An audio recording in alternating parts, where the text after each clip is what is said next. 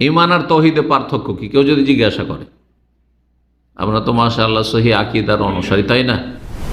আর সামদেশের একটা গ্রামকে আল্লাহ ধ্বংস করতে যাচ্ছে, সব জেনে নিয়েছে।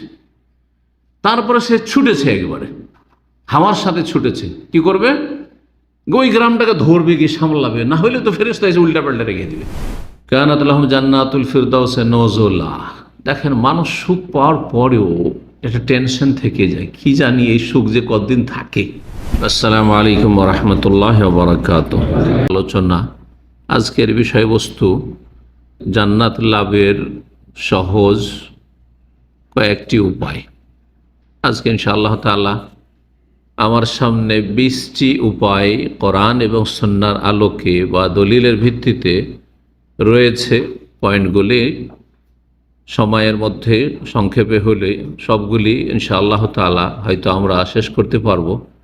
যদি বিস্তারিত এক একটি বিষয় নিয়ে বা এক একটি পয়েন্ট নিয়ে আলোচনা করি তাহলে হয়তো মাত্র কয়েকটি হবে। তার চাইতে ভালো এক একটি করে সংক্ষেপে দলিল পেশ করে আমরা বেশি বেশি বিষয়গুলি জানব, যাতে করে জান্নাত লাভের জন্য আমরা এই সব সহজ উপায়গুলি অবলম্বন করতে পারি, সে সম্পর্কে জ্ঞান অর্জন করতে পারি এবং আমরা সঠিক ইলমের মাধ্যমে, জ্ঞান হাসিলের মাধ্যমে আমলের ক্ষেত্রে উদ্গ্রীব হতে পারি, আগ্রহী হতে পারি এবং আমলের ক্ষেত্রে আমরা যত্নবান হয়ে আমাদের পরকাল যেটি স্থায়ী জগৎ সেটাকে সুন্দর করতে পারি। আল্লাহ রাব্বুল আলামিন আমাদের সকলকে তৌফিক দান করেন। দুনিয়া একেবারে ক্ষণস্থায়ী, এত ক্ষণস্থায়ী দুনিয়া যে 1 মিনিটও জানা নেই যে আমার হাতে আছে কিনা। কেউ জানেন না পৃথিবীর। যদি জানা থাকতো কমপক্ষে যে 2-4-10 দিন বাঁচব, তাও হইতো। অন্তত 10টা দিন তো সময় আছে। হ্যাঁ, 10 ঘন্টা, 10 মিনিট, 10 সেকেন্ড কোনোটাই বলতে পারবেন না। অর্থাৎ বর্তমান যেটা, বর্তমান কাল, কাল তো 3টি, তাই না? অতীত যেটা চলে গেছে, হাতছাড়া হয়ে গেছে, তাতে কিছুই করার নাই, সেটাও কিন্তু হাতছাড়া হয়ে চলে গেছে। আর ভবিষ্যতে যে সময়গুলি আছে সেগুলির 1 সেকেন্ডও, একটি মুহূর্ত আমার আপনার হাতে নেই। ভবিষ্যৎ যেটা ফিউচার বলা হয়। তাহলে 3টি কালের মধ্যে বাঁচলো কোনটি? বর্তমান। বর্তমান কাল কোনটাকে বলা হয়? 1 মিনিট আগে, 1 মিনিট পরে, এরকম। মানে এই যে কথাটি বলছি এটি বর্তমান, কথা বলা শেষ, কথা বেরিয়েছে, অতীত হয়ে গেল। এখন ওই কথাটি বলতে, শব্দটা উচ্চারণ করতে একটা হরফ, একটা অক্ষর উচ্চারণ করতে এখনো পারিনি বা করিনি, সেটা ভবিষ্যৎ হয়ে আছে, সেটা আমার হাতে নেই। সুবহানাল্লাহ। যদি আমরা এভাবে সূক্ষ্ম চিন্তা করি তাহলে আমরা এই ক্ষণস্থায়ী জগৎ সম্পর্কে কখনো আমরা মরিয়া হব না, পাগল হয়ে যাব না, এর পিছনে ছুটব না। আলহামদুলিল্লাহ, যা আসছে তাতে আল্লাহ শুকর।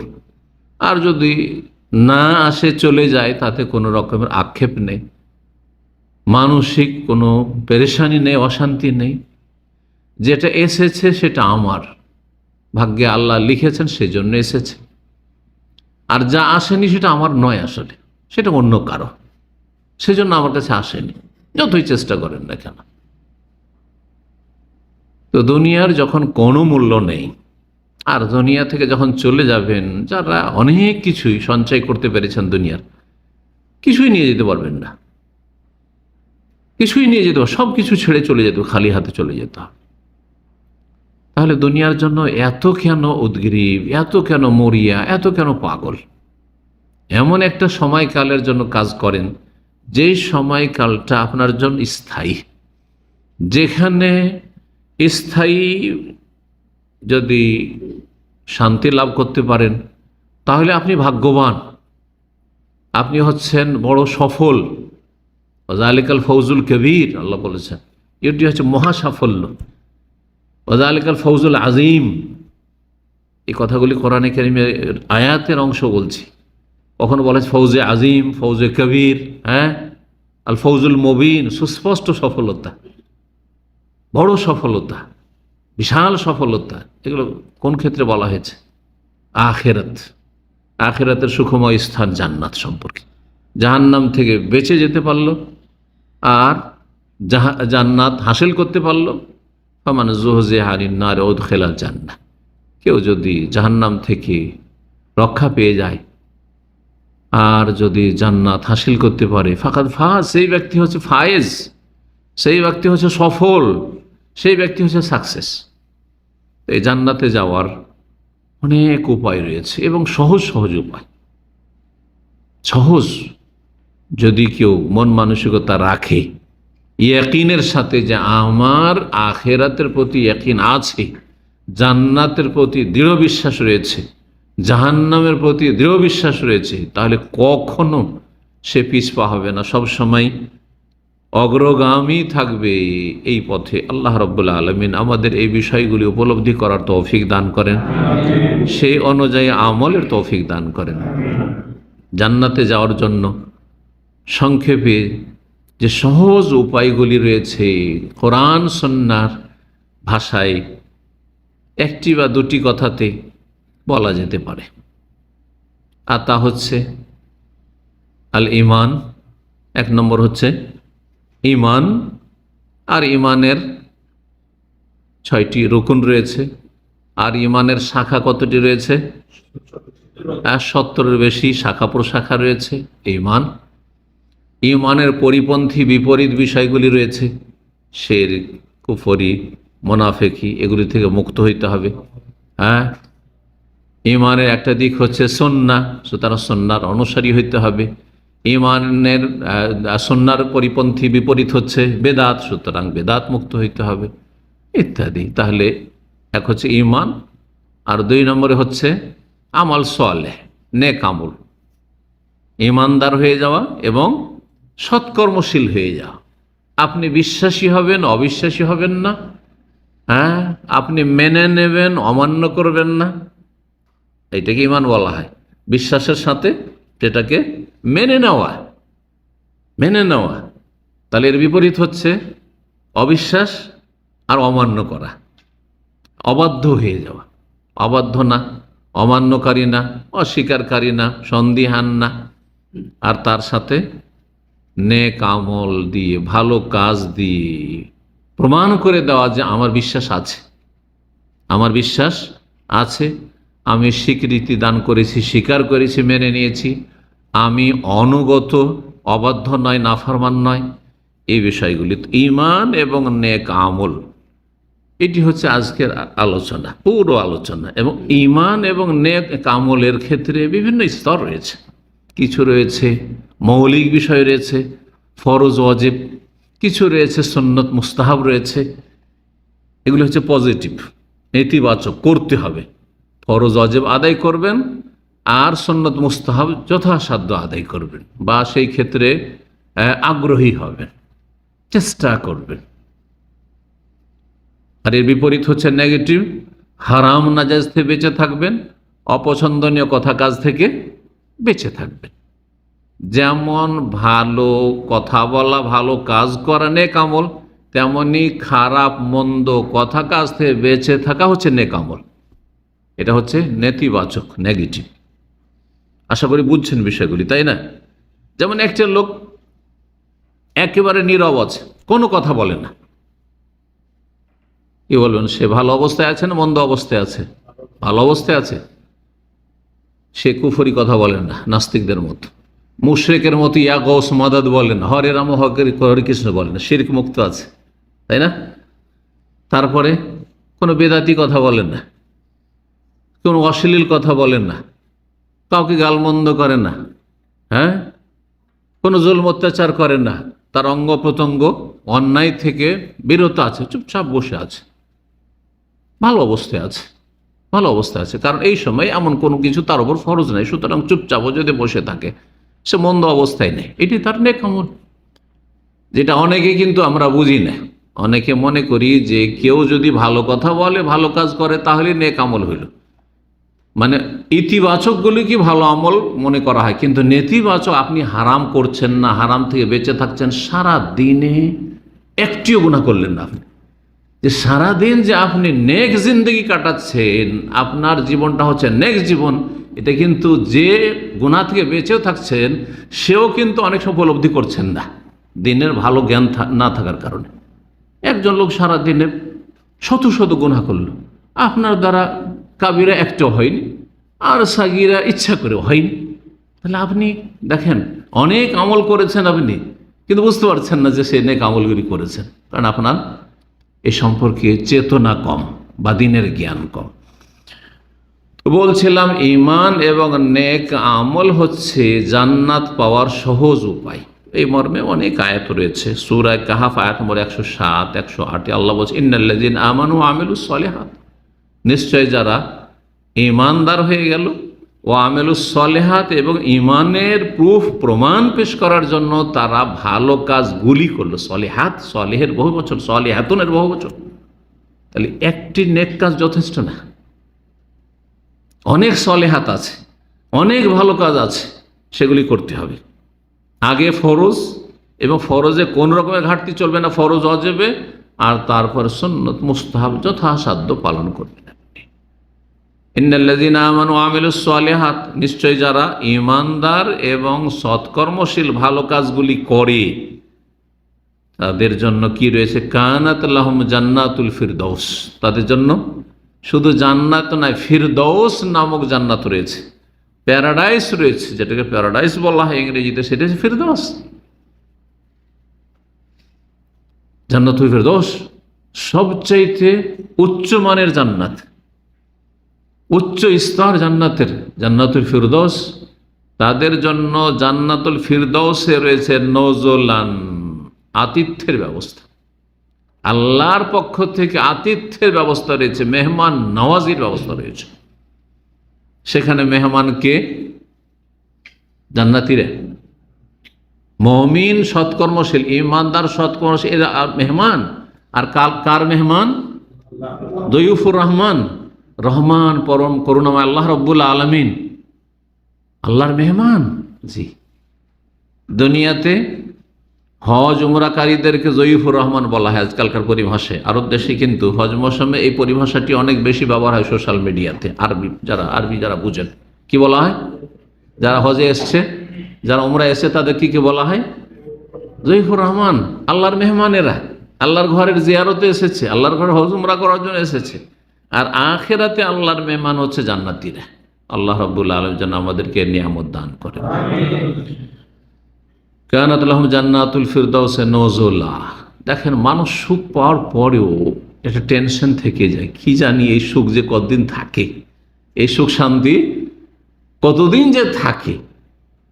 যাদের ভালো নেক স্ত্রী আছে তাদের ওই টেনশন দুনিয়াতে আছে, কি জানি আজকে ভালো কালকে যদি খারাপ হয়ে যায়, এটা টেনশন আছে। যাদের টাকা পয়সার হিসাব নেই যে কত টাকা পয়সা আছে, যারা দুনিয়ার বড় বড় ক্ষমতাধর, তাদের একটা টেনশন আছে যে কি জানি 5 বছর পর কি হয়, কি জানি এই যে বিক্ষোভ হচ্ছে, মিছিল হচ্ছে, আন্দোলন হচ্ছে, কি যে হয় অবস্থা, তাই না? অশান্তির দিক আছে। জান্নাতে যাওয়ার পরে কোন রকমের অশান্তির দিক নেই। আল্লাহ বলছেন খালিদিনা ফিহা, সেখানে চিরস্থায়ী হবে, চিরকাল থাকবে। ওই নিয়ামত তোমার সাথে চিরকাল থাকবে হে জান্নাতি। লা ইয়াবগুনা আনহা হিওয়ালা, সেখান থেকে অন্য কোনো জায়গায় যাওয়ার মনের কামনা বাসনা হবে না। দুনিয়াতে যতই সুখের জায়গায় থাকেন না কেন, একটা বিরক্তি চলে আসে। দীর্ঘদিন এখানে থাকলে আর ভালো লাগে না।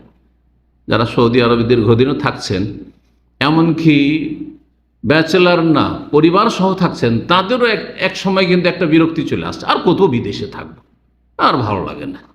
এক জায়গায় থেকে থেকে বিরক্তি চলে এসছে, চলো দেশে যাই, না অন্য কোনো জায়গায় যাই, তাই না? কিন্তু আখিরাতে সেটা হবে না। সুবহানাল্লাহ, লা ইয়াবগুনা আনহা হিওয়ালা। আল্লাহু আকবার।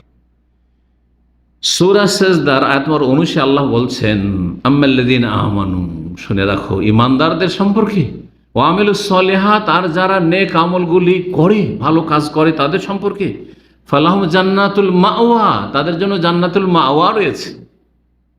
আগের আয়াতে জান্নাতুল ফিরদৌস বলা হয়, জান্নাতুল মাওয়া। অনেক তাফসীরকাররা বলেছেন জান্নাতের বিভিন্ন স্তরে এগুলির নাম, কোনটা জান্নাতুল মাওয়া, কোনটা জান্নাতুল ফিরদৌস ইত্যাদি।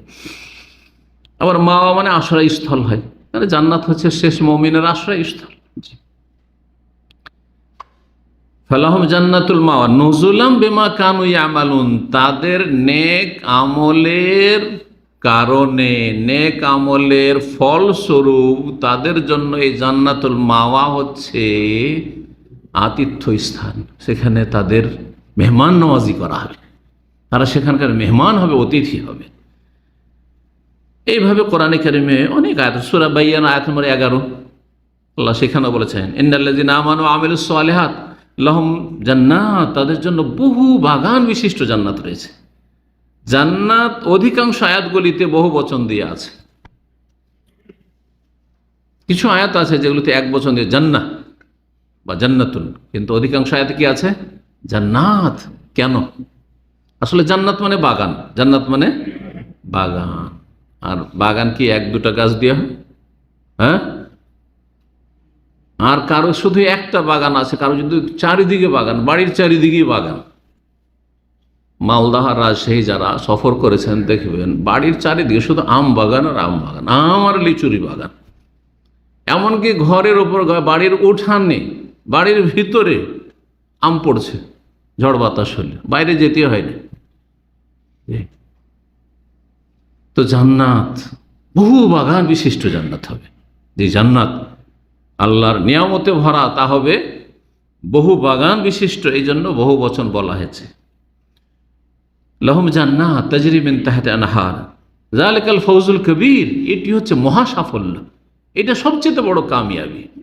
সবচেয়ে বড় কামিয়াবি না যে ও সবগুলি তাদের আমেরিকান ন্যাশনালিটি আছে, হ্যাঁ, তাদের সবগুলি ছেলে বড় উচ্চ শিক্ষিত, সবগুলি সরকারি বড় বড় সার্ভিস আছে, হ্যাঁ, সবাই এই ধরনের সিনিয়র অফিসার, তাদের গোটা বংশ সব নেতা।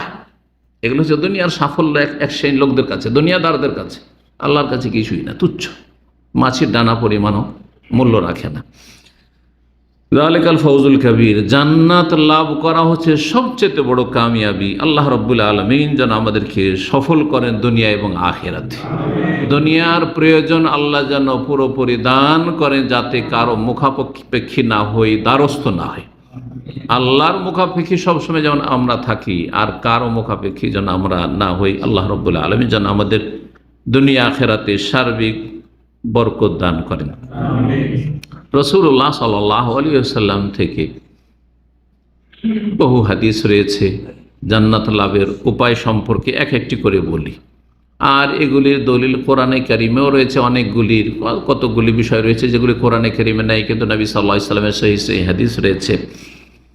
সবচেয়ে বড় উপায় জান্নাত লাভের এবং সহজ উপায়, তা হচ্ছে তাওহীদ, ঈমান। তাওহীদ, ঈমান আর তাওহীদের পার্থক্য কি কেউ যদি জিজ্ঞাসা করে? আমরা তো মাশাআল্লাহ সহিহ আকীদার অনুসারী, তাই না? ধরেন জিজ্ঞাসা করে ফেললো যে ভাই ঈমান আর তাওহীদের পার্থক্য কি, কি বলবেন? যে হঠাৎ করে হতভম্ব হয়ে যান, কি বলবো রে ভাই, পড়েছি তো অনেক কিছুই, কিন্তু গুছিয়ে তো বুঝিনি বিষয়গুলি, তাই মুশকিল। এই জন্য শুনে রাখেন, ঈমান ব্যাপক অর্থ রাখে, ঈমান অত্যন্ত ব্যাপক অর্থ রাখে। আর ঈমানের একটা গুরুত্বপূর্ণ, বরং সবচেয়ে গুরুত্বপূর্ণ দিক হচ্ছে ঈমানের তাওহীদ, আল্লাহ একত্ব। কারণ ঈমানের মধ্যে একটি হচ্ছে ঈমান বিল্লাহ ওয়া মালাইকাতিহি ওয়া কুতুবিহি ওয়া রুসুলিহি ওয়াল ইয়াউমিল আখির ওয়াল কদরি খাইরিহি ওয়া শাররিহি। হ্যাঁ, তারপরে এইগুলির এক একটির ভিতরে অনেক ঈমানের দিক রয়েছে। আল্লাহর প্রতি ঈমানের মধ্যে অনেক দিক রয়েছে। ঈমানের, আল্লাহর প্রতি ঈমানের একটা দিক হচ্ছে আল্লাহর তাওহীদ, আল্লাহর একত্ব। আর এছাড়া আল্লাহ রাব্বুল আলামিনের বিভিন্ন আকীদার যে বিষয়গুলি রয়েছে সেগুলি। তো আকীদার যতগুলি বিষয় রয়েছে সবগুলি হচ্ছে ঈমানের অন্তর্ভুক্ত। তারপরে এছাড়াও বেশ কিছু ঈমানিয়াতের বিষয় রয়েছে, যেমন কিয়ামত, ওয়াল ইয়াউমিল আখির। তো 6টি ইসলামের বা ঈমানের রুকনের মধ্যে একটি হচ্ছে পরকাল। কিন্তু পরকালের আগে যে পরকালের কিয়ামতের যে লক্ষণগুলি রয়েছে, বড় লক্ষণ ছোট লক্ষণ, এগুলো বিশ্বাস করতে হবে না? দাজ্জালকে বিশ্বাস করেন না? ইয়াজুজ মাজুজ বিশ্বাস করেন না? ইমাম মেহেদী বিশ্বাস করেন না? বিশ্বাস তো করেন। এগুলো কোথায় ফেলবেন? এগুলো তো ঈমান, এগুলো ঈমানের অন্তর্ভুক্ত। এগুলো হচ্ছে আখিরাতের, পরকালের, কিয়ামতের পূর্বাভাস। সুতরাং আল ইয়াউমুল আখিরের অন্তর্ভুক্ত এগুলো। তো ঈমান হচ্ছে ব্যাপক অর্থ, যাতে অনেক বিষয় রয়েছে। তার একটা সবচেয়ে বড় দিক হচ্ছে আল্লাহর তৌহিদ। আর আল্লাহর তৌহিদে একটি তৌহিদের রুবুবিয়্যাত, আর একটি হচ্ছে তৌহিদুল আসমা ওয়া সিফাত, আর একটি তৌহিদুল ইবাদা বা তৌহিদুল উলুহিয়া। যেভাবেই বুঝেন না কেন এই তৌহিদের বিষয়গুলি, তো আল্লাহর একত্ব প্রতিষ্ঠা করা, একত্ব অন্তরে বিশ্বাস করা, একত্বের স্বীকৃতি দেওয়া, ঘোষণা করা, এবং কথায় কাজে জীবনের প্রতিটি ক্ষেত্রে আল্লাহর তৌহিদের বাস্তবায়ন করা। এটা হচ্ছে সবচেয়ে বড় উপায় কিসের? জান্নাত লাভের। জান্নাত লাভের। জান্নাত এ ভিন্ন পাওয়াই যাবে না।